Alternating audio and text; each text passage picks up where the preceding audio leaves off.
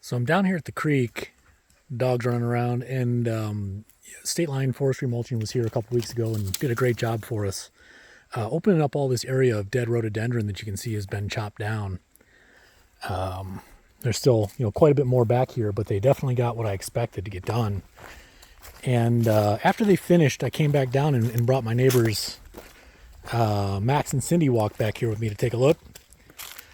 And they started paying attention to this little ditch over here. And it just looked like stagnant water to me, but before the mulchers were here, you couldn't even really see it. But then they noticed that this water is actually flowing a little bit. So we wandered back here, and you can see it's all, hasn't been mucked out or nothing.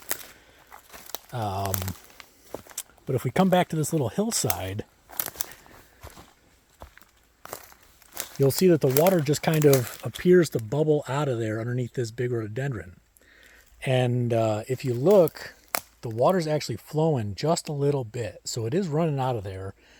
And then as you look down in here, you can actually see some stones, and there's some quartz and other cool stuff like that. So there's got to be a spring underneath that rhododendron somewhere.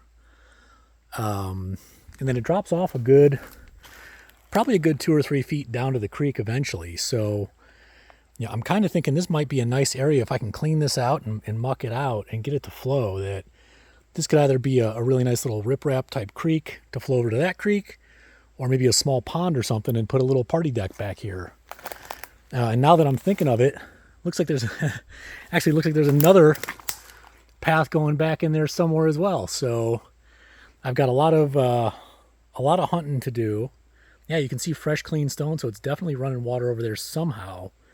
But it hasn't rained here in a few days, so it's got to be a spring. This is always wet. But I think I'm going to open this up and find out.